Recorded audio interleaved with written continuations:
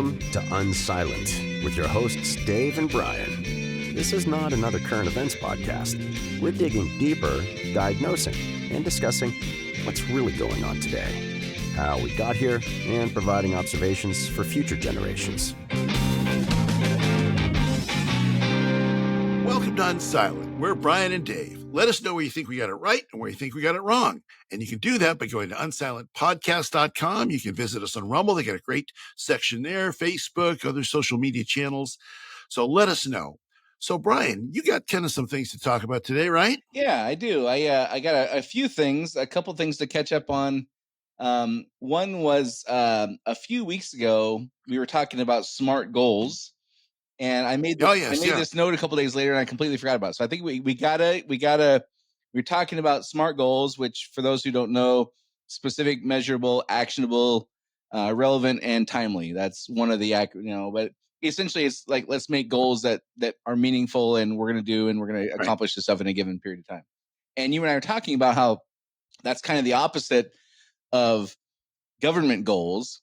And so So, with very little effort on my part, I came up with an acronym for STUPID goals. Oh, good. Good. The first one is the S in STUPID is shifty. They got to be shifty. Yeah.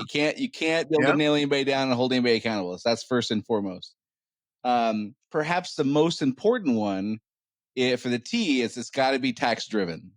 No problem can be solved in government without raising taxes. We've learned that over the last few decades, I think, pretty clearly. And then the easy one, untimely. There, and then so that's the U, and then the P would be puzzling. Because, sure. Yeah, I'm often asking myself. Many times they make a big to do about quote unquote accomplishing something, and I'm like, what the hell are you talking about? Like, what? Yeah, exactly. Why is this the thing you're focused on? And another easy one, irrelevant, which would be the opposite of relevant, obviously. And then the D in stupid is deferring responsibility. So that is my first crack at coming up with government, aka stupid goals, as being the opposite of SMART goals. I like it. We should sell that to one of the major parties and get some royalties. I love it. Yeah. So I'm glad I got that. I can get that off my list of things to talk about here. The next thing I want to talk about is a little more serious. And I'm not going to be fairly vague on this and explaining it because, I don't know if the person would like me sharing it or whatever. So it'll be super vague, so nobody will possibly know who this is. But thinking about like the what's going on with the border and just this onslaught of people coming over, and you and I have talked before, like even if only 1/10 of 1% or 1/2 of 1% of them are up to no good, it's just a matter of time until bad things happen. But also, bad happens, the number of dollars going into support these people is, off the charts. Like there's a building that went up in LA last week. I think that the unit was like $600,000 per unit, and it holds 400 homeless people or whatever. So we're spending tremendous amounts of money, and these people come over and they get. I've heard stories of a $5,000 Visa gift card, and they get a cell phone, and they get stuff, right? Yeah. A while back, I heard I was talking to somebody who owns a business in the United States, and he moved here from a country not too far away from us, just a little bit north. And the reason he moved was because he has a person in his immediate family who has some health problems, and the U.S. healthcare is just better as far as quality. It's free up there, but it's better quality here. And so he's like, I got to take care of this. I need this person to have good healthcare, so we got to go to the United States. So he owned a business there and started a business here. Now, to do that, though, he had to get a visa or some kind of approval. I think it's a visa to allow residency here. But here's the things that I found out that just blew me away and contrasts this open border thing. He had to have a 5-year business plan, because the visa is contingent. The idea is like you're going to employ Americans. You can't come here and take a job. You have to come here and create jobs. Okay. Right. A 5-year plan where each year there are specific. Now the government does do SMART goals on this part. Specific, measurable headcount benchmarks that must be met, or you're out. Like you hit these metrics, and every year you go to an office review this with your person from the government who's Yep. deciding your fate. And if you don't hit the benchmarks, like you pack up your stuff and you go back home. That it's that cut and dry. All right. Wow. In order to apply for this visa, it costs in the tens of thousands, many, many tens of thousands of dollars. It might have been over $100,000. Wow. The money Wow. had to, because they had to buy the equipment and other assets so that the business was ready. They couldn't get approved unless the business was ready to go. So it Right. wasn't like they got approval and then, okay, come over here. And then like you got 6 months to get your stuff together. And if you get, the equipment you need, whatever, then you go, no. They had to have all this stuff in place to submit the application. Right. And if they don't hit these benchmarks, which by the way, are not easy benchmarks as far as the headcount growth Right. necessary, they're out. And Wow. the whole time I'm hearing about this directly from the business owner, Yeah. I'm thinking, how are you not, forget how angry I am. How are you Sure. not just beside yourself, pissed Yeah. off at millions of people coming across getting the $5,000 or $500 or a place to live or food or whatever it is, whatever the freebies are. Right. But we're so rigid on the people who want to come here and be productive, and we're so Right. lax on the people who are not as driven by productivity and creating a better place. How do we explain that to Kenny G? Like how can we explain that that's a real life? This is not a BS thing I read on the internet. It's not some Yeah. thing going around TikTok. It's none of that. This is a real life person who showed me Yeah. this is the metrics and here's the money I had to spend to get here. How how can this be? Well, and let me tag on to that, then I'll answer your question. I know somebody who uprooted his entire family, and again, I won't use names or anything, from Australia, who sold a medical practice there. They were unhappy with what was going on during COVID, and so they sold everything.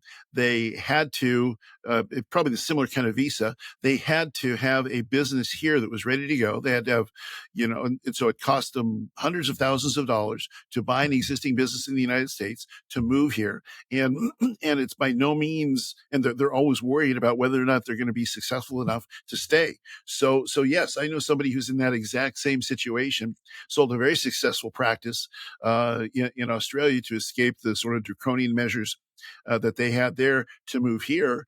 And yes, they look at the same things and say, well, we did it the right way, cost our life savings. No, by no means are we guaranteed that we're going to get to stay here. And yet millions and millions of people come across. So my answer to the question is a book I once read years and years ago by, I believe it's Marvin Olasky. It was called The Tragedy of American Compassion. And the notion in the book, I think it was in the 90s or so. And even in those days, there was this sort of disparate treatment of people based on notions of compassion. That, well, yeah, but your friend Brian, my friend, they're successful business people. They've won life's lottery. They're the lucky ones. And so, yeah, we're going to hold them to a much higher standard, rather than a similar standard for everybody that says that here's the things you do, whether you're rich or poor, here's the things you do. And if you do these things, then you're going to be able to come here and live. And as a result, and the problem, the sort of the conclusion of this notion of the tragedy of American compassion is that it does result in tragedy. It results in, how many of these crimes we hear every day? We hear about crimes, rapes, and murders, and all these things that we have just imported under the name of being a kind, compassionate country, when we absolutely know with no hesitation that that many, if not most, of the people that are claiming asylum because of persecution are just doing it to game the system, game the American compassionate system. And as a rich country,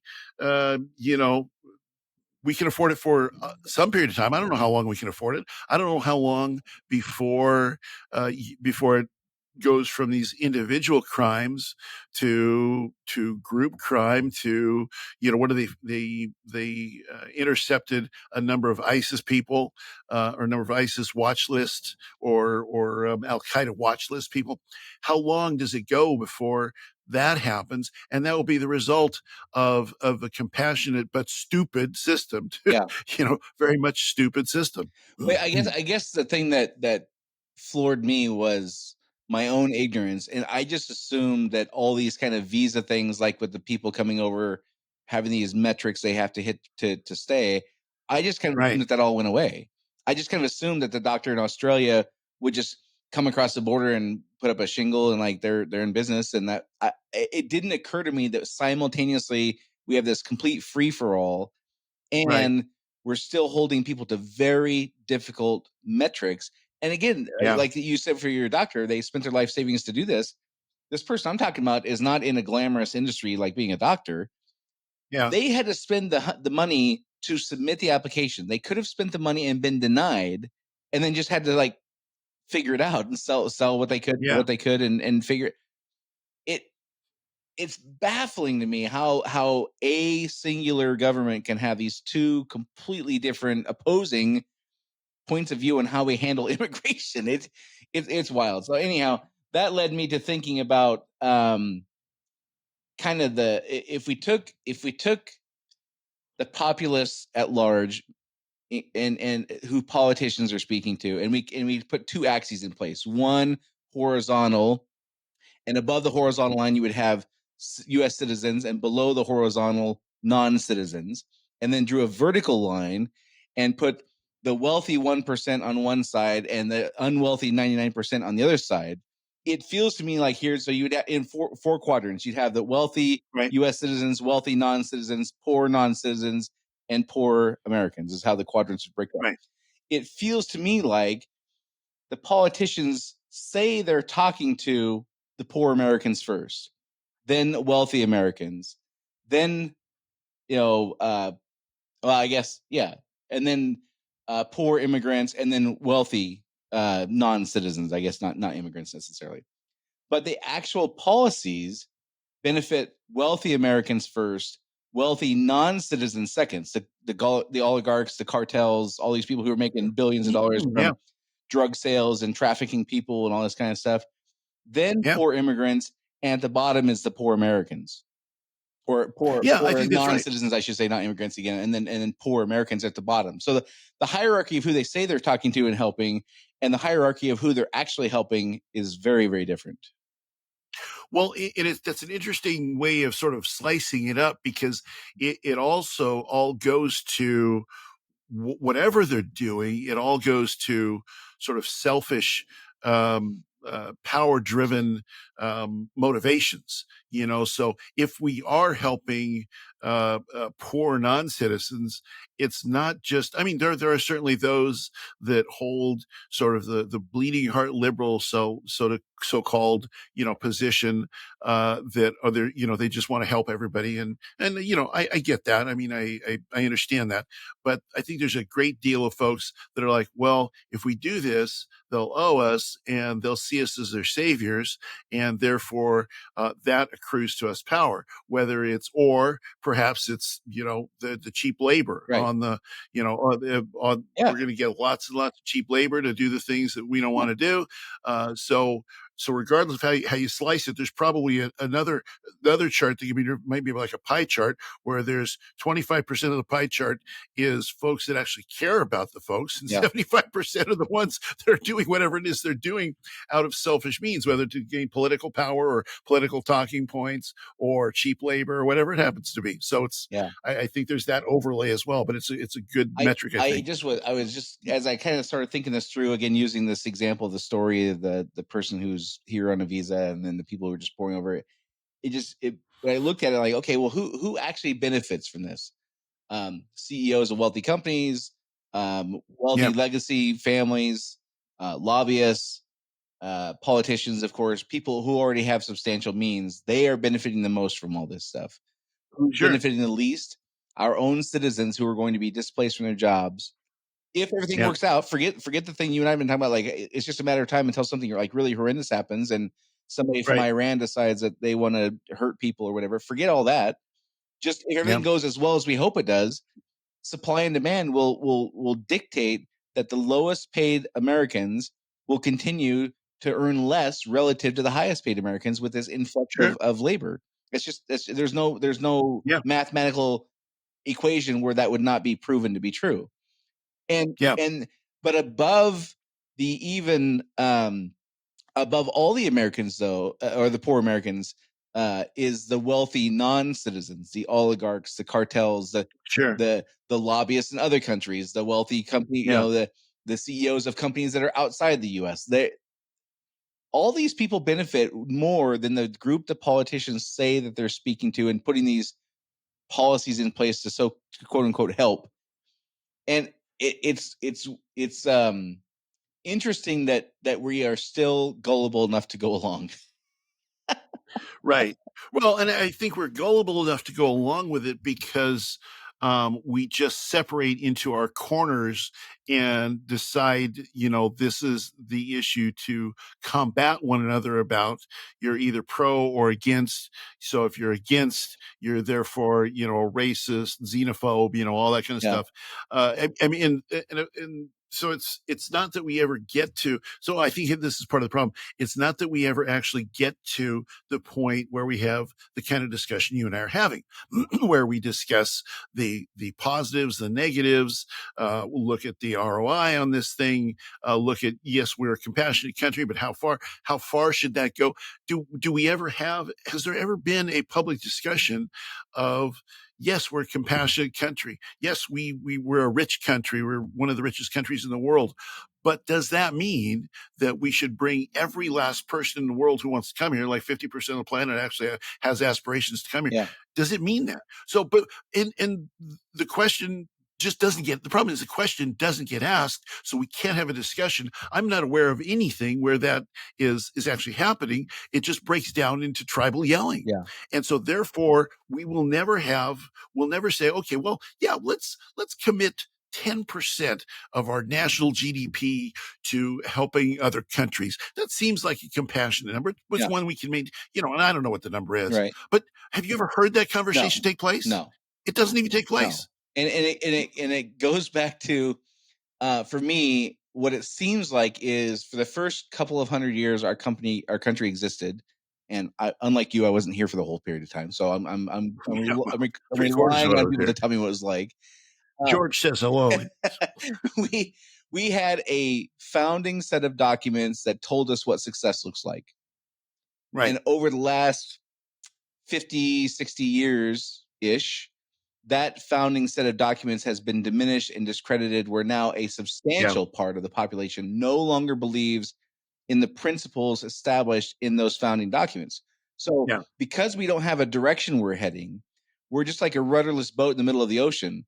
We paddle west for a while when we have, Reagan in power or Bush in power or whatever, and then we don't see any land. And then we turn around and we paddle east for a while when we have a Bill Clinton or an Obama in office or whatever. But we're rudderless. We don't have anything we're aiming for. We're just doing things based on the right now with no idea of what we're aiming for anymore because these founding documents have been discredited.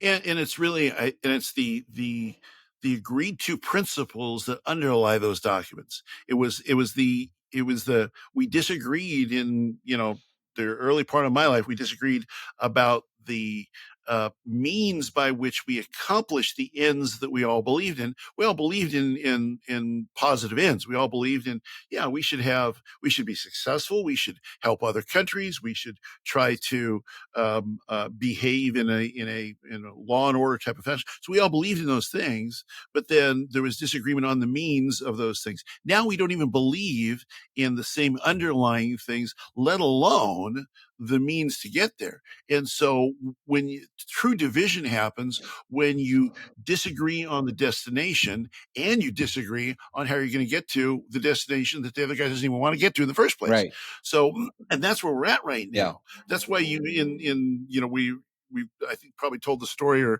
recounted how when Reagan was shot, Tip O'Neill went and prayed with him. I mean, so they disagreed on plenty of ways that things should be done, but they didn't necessarily disagree on the well-being of the American people, the security of the American nation, et cetera. Yeah. I mean, imagine a married couple who both want to lose a few pounds. They want to lose 20 pounds each. and one says we should do low carb, and the other one says no, we should do low sugar or whatever, Yeah. or protein, whatever it is, right? And they both have the same end goal, but they have different disagreements on how to do it. Right. Okay, How to do it. there's disagreements there. But what if one of them wants to lose weight and one of them doesn't? Those disagreements are Yeah. going to be on a different level than the ones on how we get to That's right. to the agreed goal. And I wonder if this Yeah. isn't a part of the fourth turning cycle where Yeah. over time, if it's not intentionally taught in schools and things like that, what success looks like and what our guiding principles are, Right. over time, we develop different ideas of what we're aiming for. And those arguments are much more vitriolic than the ones of we all agree on how to get there, or we all agree on what we're trying to accomplish. We just have different ideas on how to get there. Those allow for Right. Tip O'Neill to go pray with Reagan. The ones we have Yeah. now don't allow for that. And No. it's absolutely wild to watch it unfold. And again, going back to what I've said numerous times, in 2008, if you would have told me this is what it was going to look like in 15 years, I would have said you're crazy. It didn't seem No. possible. But here we are in just a very short amount of time, a couple of generations. Reagan had that saying, "We're only ever one generation away from communism or whatever." And Yeah. Tyranny. I Yeah. got to tell you, for many years I thought it was bullshit. Like, yeah, whatever. It can't Yeah. happen here. It can happen in Syria. Yeah, sure. It can happen in Mexico. Sure. Sure. Can't happen here. And then, Right. man, was I wrong? Well, and I do think it gets back to that notion of the turnings and the idea that whatever went before is not my idea, so therefore it's not as good. Right. And I want to try something different. I want to be different than my parents in terms of how I look and the music I listen to and the politics I believe in and so and how I define success. And so and without any grounding existential threat to keep us on the straight and narrow, we will, and we always have, gone off on these tangents that then lead us to a crisis, which then leads us back to, oh crap, we're all about to die. Maybe we should get together and not die. Or, Yeah. that's when and we can't afford to do all these other things anymore that we thought we could do to be unique and different and better than our parents. Yeah. Yeah. And it seems like historically that it always comes to blows in some sort of way, whether it's Yeah. significantly financial or in literal wars and things like that. Yeah. It always has. It's like the ugly divorce that I've talked about. One thing that did give me some hope. So this last weekend, I went to a place called Lake Havasu, and Mhm. its reputation is such that it's a party college spring break kind of town, and that's not really the case so much anymore, I guess. It's your kind of town, Brian. Yeah. Well, yeah. A young handsome guy like me, I fit right in, right? They're not really the spring break thing anymore. They've kind of squashed that, but a little bit. Yeah. But something struck me that was so noticeable compared to what we see on TV with young people. So when I imagine, if I were to say to somebody like, describe to me your average 23-year-old kid, I mean, at my age now, like they're kids, relatively speaking. Right. I would imagine people conjure up either images of somebody they know personally. But if I said, okay, like based on what you see on TV or internet, like what's your average 23-year-old kid like? And many people would probably think, well, the Harvard kids that are protesting this and throwing chairs out the windows, and like that's kind of Yeah. our idea of what a 23-year-old kid looks like nowadays, right? I go to the lake, and the volume, the sheer number of young people, I'm talking early 20s, maybe late teens, as late as late 20s, and even mid teens, that were waving American flags, Trump flags, which that's not as big a deal to me. But American flags and just having fun, like traditionally, like young people do. Yeah. Yes, they were drinking, but there's no like fights and there's none of that stuff. But what Sure. struck me is the young people doing traditionally American things, like just cutting loose on the weekend Right. and having a good time, were all healthy, fit, attractive people. And I was like, Yeah. okay, juxtapose that with the girl I see on TV with the Buddy Holly glasses and the 70 pounds overweight, and the three different shades of hair, shaved Right. on one side and whatever, angry at the world and like is out to plant her flag on whatever. The contrast was absolutely stark. Like if you took the Yeah. people Yeah. having fun at the lake with their American flags waving, listening to Led Zeppelin and Hank Yeah. Williams Jr. or whatever, in contrast with the people on TV protesting and demanding bottled water because their fragile systems can't handle tap water. That's right. It was, and my first thought was, I have hope. These people at the Yeah. lake are going to reproduce and have children. Those people are Right. probably not. Yeah. Yeah. Well, don't you think there's a component in that that is again that rebellious component that, for a long period of time, the normal thing to do was to, get your pickup truck with your 22 or your, 30-06 that's in the back, and you drive off and you do the things you do. It's the 60s, Yep. 70s, that type of thing. And then that became the abnormal thing to do, and where the normal thing to do is to be, a crazy, leftist and smoking pot and all this kind of stuff. Well, and so now the odd person out is, societally speaking, or has been at least, the flag waving, patriotic, fit and trim youth. Yeah. Well, so they're the new flower children. Yeah.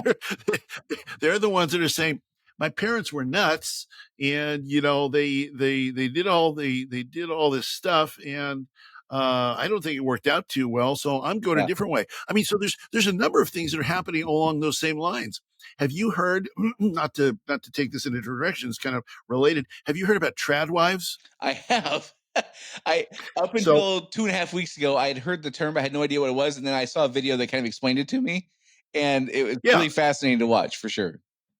Well, so there's been this push against tradition for a very long period of time. When I remember Helen Reddy, "I Am Woman, Hear Me Yeah, Roar." yeah, yeah, I mean, there was some good stuff in all that. I mean, women made progress and all that, but then it kept going and going and going, and it's like men are useless and we don't need yeah. those, Women need and a man like a fish needs a bicycle, if I remember right. yeah, exactly. Was that Jane Fonda, or maybe it Yeah, was I think it was uh the Stein Gloria Gloria Allred's daughter. Steinem. I think Gloria Steinem, yeah. Gloria Steinem's daughter. I Yeah, think. so, Yeah, like everything that happens, anything that starts goes well beyond its intended, original place. yeah, And so now the pushback on that is women dressing up like June Cleaver yep, and waiting for their husband to come yep, home and baking them bread and yeah, raising their little children, and they're calling themselves trad wives, traditional wives. yeah, Um, and of course, that, that you've got a bunch of people freaking out about that. yeah, So, the pendulum swings. The yeah, pendulum swings one direction, the pendulum swings the other direction. So they're the rebels now, the June Cleavers of the yeah, world, I mean, the radicals back in the 70s were the Brady family, this mixed yeah, family yeah, of, single mom, single dad, and this is how we became the Brady Bunch. So or the Partridge Family, the single mom raised the kids. They were the radicals. They were the yeah, crazy. Well, now, we're seeing this swing in the other direction, just like the kids that are dressing up that way, just like the kids that are using less alcohol now yeah. than they used to. Again, the thing that Um, was one of the things that was noticeable to me was, again, no question people were having fun. There's no question they were drinking there, but they were sure. not out of control. They were not obnoxious. Yeah. They were not. They were imbibing, but they weren't obnoxious. Right. Right. And so you're going to have that swing back in that direction. And I think the thing that Kenny G needs to understand is and if we kind of look at the meta message, if you will, of this idea of the cycles and the pendulum and the generations, etc., it's the idea that history does not go up in one direction, does Right. not progress in a certain direction and stay on that particular path forever. It doesn't happen that way. Yeah. It goes around and it goes around, and so what was out becomes in, and what's in goes out, I think. and I think. eventually we get I, grounded in I reality. agree that the manifestations vary, but I think that human drivers don't. And here's what I mean by that. So Sure. going back to 1950s, 1960s, whatever, where this would sound wild to Guinea G to hear, I'm sure, but women needed permission from their husband to get a credit card. They needed permission from their Right. husband to get a checking account. Now, you and I look back on that and go, that's absolutely insane. It's Like, nuts. first of all, who wants, Yeah. as a man who wants to live in that world? It feels icky to me. Right. Never Exactly. mind being a woman, right? Which I'm not, obviously, Right. but the the reason it was rebellious is because they, the infamous they, had decided what a woman was supposed to be, and some women didn't like that, and some women started Right. stepping out and saying, "No, I do need to get a divorce if I need to get a divorce. I do need my own credit card. I do need to not be Right. stuck with this man who becomes a binge drinking alcoholic who has 7 girlfriends, and I need a way out of that, and I'm not going to Right. adhere to your idea of what I should be as a woman." That is Right. no different than the trad wives getting, beat up online verbally and harassed and made fun of and whatever, because they had decided what a woman is supposed to be. And these women Right. are saying, I don't want that. I want to have happy children. I want kids to know their mom. I don't want a daycare to raise my kids. I don't trust the schools to teach my kid their values and things like that. So the Right. manifestations are different 100%, but the drivers are the Yeah. same, where this group Yes. has decided what you should be and you better stay in that box, and people say screw you, especially in America. Right. Screw you, I don't care about Yep. your box. That part I don't think changes at all, and that part would be the same Right. probably in Kenny G's time, where they will decide what people are supposed to be, and as long as you fit neatly in that box and don't upset the apple cart, you're cool.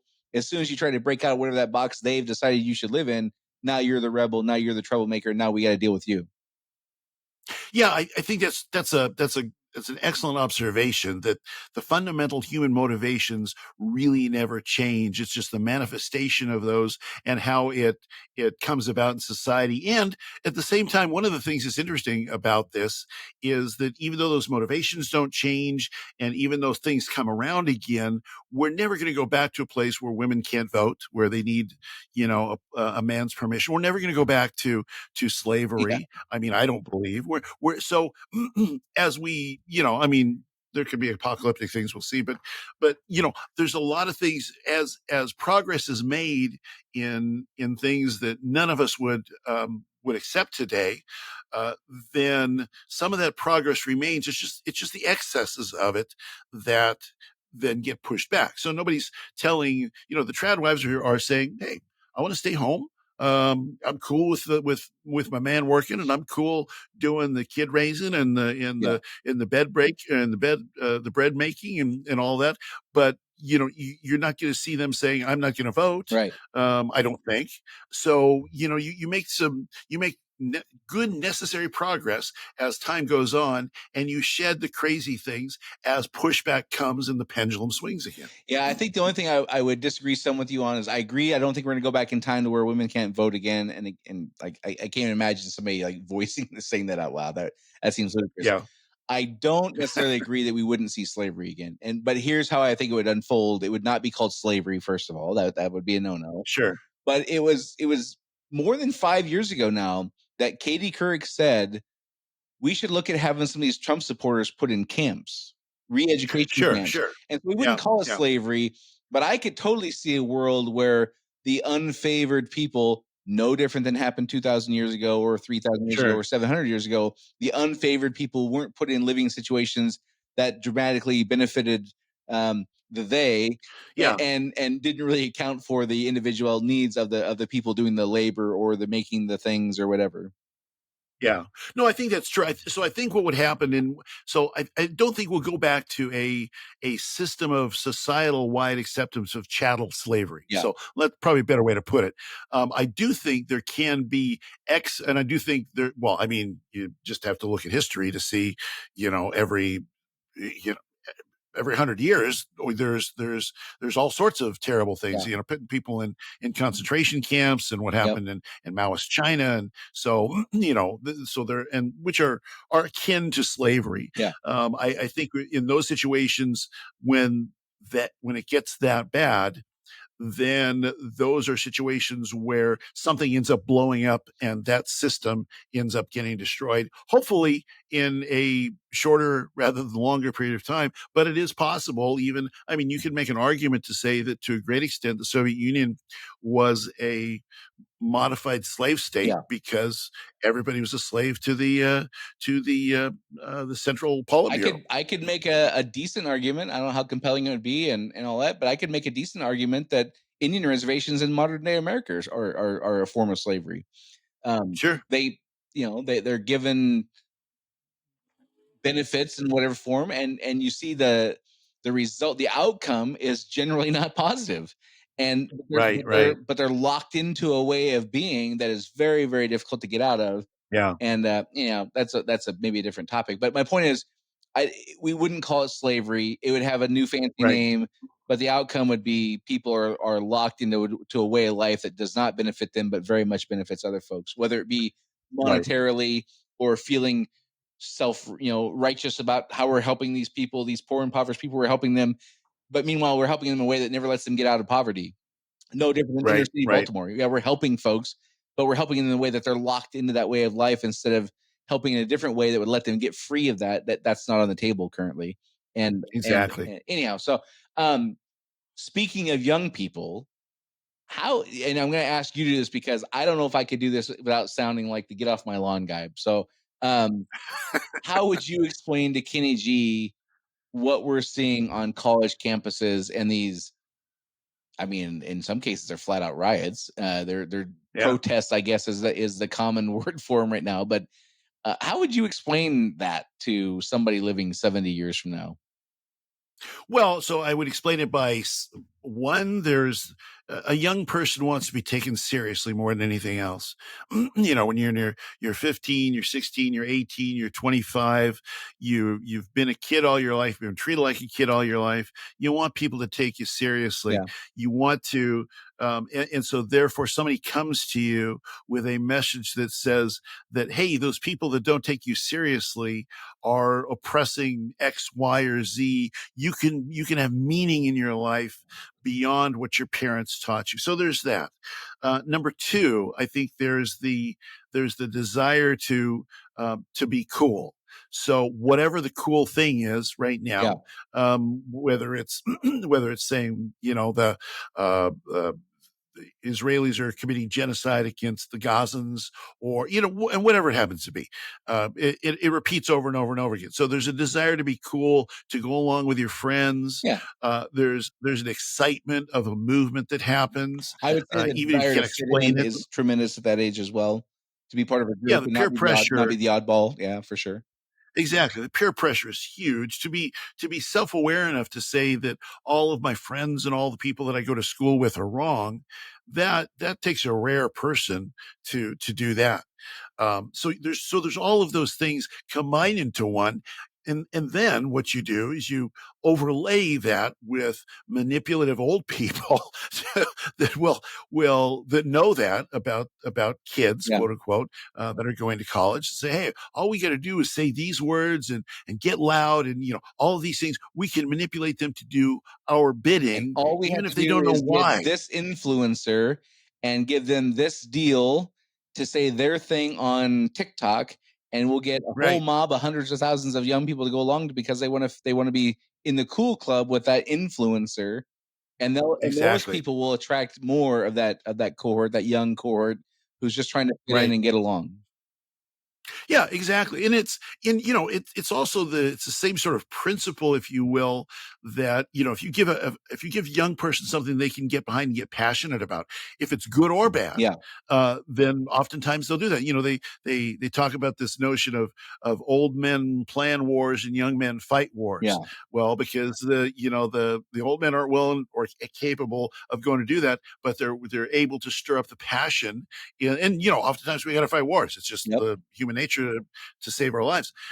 But all of those principles, all those same things apply over and over and over again, whether you're talking about the Vietnam War and the protests against the Vietnam War in the 70s, and the 60s and 70s.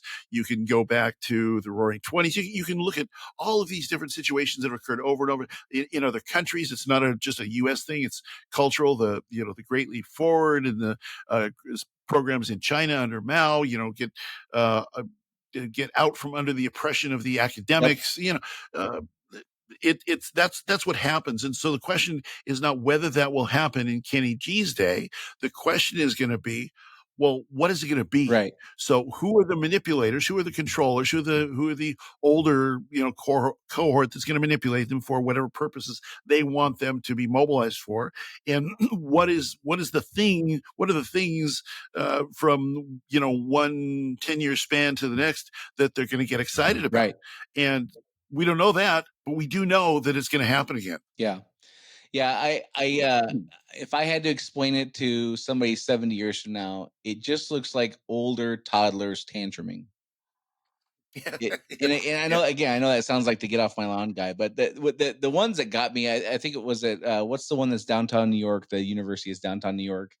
Um, oh geez, oh, yeah, the one where it was in the news a whole bunch yeah, of it's not times Cornell recently. or Yeah, I can't remember Brown or now. whatever. Anyhow, Yeah, it's an Ivy League school, like right downtown yeah, Manhattan or whatever, and right, they barricade themselves in this building, and then they issue a list of demands. And the list of yeah, demands was, we need gluten-free food, we need bottled water, we need utensils and cups. And the thing was, well, we need bottled water because, if people die by not drinking bottled water, that's on you. right, Yeah, and we need yeah, cups to pour our bottled water in. And if people die because of dehydration and right, malnutrition, this is like day two, you know, right, yeah, yeah, exactly. malnutrition from not getting their gluten-free, or there's another thing, um, soy meals or whatever it was, right? Yeah, And the whole time, I'm like, yeah, you spoiled little brats. Like, A, yeah, there's tap water in there. B, you put yourself in right, a situation, and C, it's been 3 days or 2 days or 12 hours or whatever it was. yeah, right. Yeah, stop whining. It's like, if this is the grit you think it's going to take to lead a revolution, I got news for you. Right. Well, here here's another part of that equation too. Emotion gets substituted for actual action. Yeah, So, if you send a soldier out into whatever battlefield, and they fight and they're in real harm's way, they're in real danger. That's one thing. But in these like protest situations, it's all about hyper yeah, emotionalism, yeah, not reality, not factual reality, not we're overcoming obstacles. No, we're overcoming the oppression of you thinking differently than we right. do, of you thinking things that we don't think are good things to think. So, and so therefore we're just like the soldiers that are out there Yeah, fighting. No, you're not. You're no. just You're just emotional. like You're the just assholes who did a what they did to hyper. the Native Americans in the United States. You're just like the jerks who did what they did to the slaves in the United States. You're just Yeah, like all the rottenest people we complain about today. yeah. Well, exactly, and it's all just pure emotionalism. You have, and you're right. A lot of these kids are privileged Yeah, kids with from good backgrounds and economies. yeah, That yeah. If you take away their unlimited cell plan, they think they're oppressed. right. The contrast, a different contrast now, but the contrast between those and like the 4-H kids, and the kids who Right. actually like work on a family farm or ranch or Right. whatever. I mean, just I don't know how we navigate that, honestly. And Yeah. again, I kind of go back to my three most likely outcomes: either you know uh, an outside force unites us in some horrific way, or we get into some kind of internal, um, you know, again, war might be a harsh word for what I'm thinking, but altercation that is resolved in a Yeah. not very fun way internally. I don't, civil war is not exactly what I'm thinking, but or a flat out revolt against the government because the government just oversteps so far that people just kind of come together Right. over that. Um, I don't know how else you could get those two different worlds of the 4-H kids and the Ivy League kids who've, from the 4-H kids' perspective, been handed everything and Right. complaining the whole way about how they don't have bottled Right. water. Like, I, they're just different worlds, and and Yeah. and it's fascinating for me to watch because they can't see the parallels in their own behavior, these Ivy League kids, with the behaviors of the people who've done some of the most horrific things in our country we complain about. It's Right. the same thinking that led to the people rioting when schools were segregated in Mississippi in 1957 or whatever year it Right. was. It's the same behavior. We have to protect our little piece of this, and outsiders with their dopey thinking are going to taint our water. Right. Well, and the question is, I think a lot of these, like these student movements, they're a mile wide and an inch deep Yeah. in terms of their staying power and their commitment level. I think what happens is there's as long as the crowd is moving in this direction and screaming, and they've got their pitchforks and their torches and stuff, they're going along with it. Yeah. But the minute the rainstorm comes along, the minute the things turn tough, it seems to me that, again, a theme of our cast has always been that reality asserts itself. Yeah. Reality Rowdy will wins. come Yeah. and will kind of knock that sort of mentality out of them. Speaking of grown up toddlers, have you have you seen the I think it was AOC that was at a rally or something like that. And she's jumping around and Oh going yeah, crazy. The behavior. So we got the college kids quote unquote protesting, and then now flat out like legislators, like policymakers, the people we're supposed to send to represent us, are acting in right. these increasingly more childish ways. And like the cursing that's happening in committee meetings and stuff like that. It's like, all right, whatever, fine. They're getting heated, whatever. But the Yeah, cartoonish ways that they're behaving now, and again, yeah. the work they're doing to express these hyper emotional states that they're in, and having no substance in what they talk about, is just wild to watch for me. Yeah, well, it's just performative. It's performative politics, and the again, the performative politics goes back to the tribalism. So if the tribalism wasn't there, if the tribalism was dramatically less, then performative politics wouldn't work. But if the people that are on AOC's side, just to take her side, or I can point to ones on the Yeah, right too. If there wasn't like, yeah, she's standing up and she's being courageous and she's look at how she's taking it to him. On I'm going to flip it over to the right and talk about one of the things on my side of the aisle that bugs me to no end. This notion, yeah, we got to send people there that are going to fight. Well, what's that mean? Well, that means they're not. They're gonna stand up. They're gonna yell for. They're gonna push back. They're gonna say, "No, I'm not gonna do this. I'm not gonna. I've got the power of the purse. I'm gonna. yeah, No, we're gonna cut you off." That's not fighting. no, That's yelling. yeah, I mean, you want to fight? You show me where you got bloody. Come on, give me a break. So it's all performative politics, right, and you're right. These people on the right and the left, both, they're supposed to be sent there to negotiate, to think, to consider problems, and to come up with solutions that you and I don't really have time to sit down and think right, about and come up with solutions. But instead, they go there to get acting jobs, yeah. to raise money for their next campaign. Yeah. So Or there's no audition for their legislating. next job working for the corporation that they're on the committee overseeing, and the Exactly right. Yes. Yes, exactly right. So there's nobody who's sitting down and thinking about these solutions. The think tanks, there are some think tanks that do some good work, but there's plenty of think tanks now that are really just PR agencies as much as anything yeah. else. So, I would say I there you are. do think there's people who are sitting back and seriously taking the problems into consideration and thinking through Sure. thoughtful plans, but those people Sure. operate with black budgets, and they have an agenda that's completely different than yours and mine. Well, sure. That's absolutely true. And they're not the ones that the news media is going to go to and be able to get any Right. answers from. And, So, and the thing I find about, like, again, AOC is just the one that happened earlier this week, so she's an example. She's not the. yeah. There's plenty like her, as you said, on both sides Yep. of the aisle. It really, really keeps supporting this notion I've developed, which is in the tribalism. In my tribe, I care about intent. In their tribe, I care about outcomes. And Yes, exactly. and this performative dancing and hollering and screaming profanities into microphones and stuff like that, and all of that is to demonstrate intent, but the outcomes, Yes. like you said, are an inch deep, and there's no meaningful outcomes that come other than the performance. And Right. for my people, as you're saying, the people in my tribe, I want them to go fight and do the thing, and just get it done. I don't really care about the intent; just get it done. And Right. it's wild. It's just a fascinating, not in a fun, positive way, but it's a fascinating human experiment kind of unfolding before our eyes, and watching how Right. this happens to a group, meaning our generation and generations that are Yeah. alive now, who really thought this couldn't happen to us. There's no way we're as dopey as the people in 1938 Germany. There's no way we're as Right. dopey as the people in 1862, Mississippi. Like Right. we've evolved beyond. There's no way we're as dopey as the people who had slaves back 2,000 years. We've outgrown all that. No, we haven't. Right. We haven't grown a damn thing. We haven't outgrown a damn thing. No. No. And No. and the It message just I have for Kenny G is I don't think your generation will have either.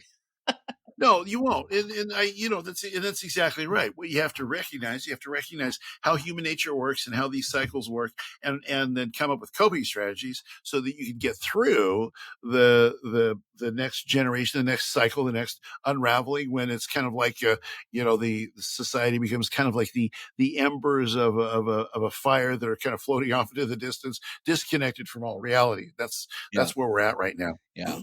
Well, it's a mess to watch, and it's a mess to be a part of, and it's maddening. Again, I keep trying to figure out where we are relative to like a Nazi Germany and all these things kind of unraveling, and at some Right. point, people had an awakening. Like, wait, this is way worse than I thought. I don't think we're there Yeah. yet.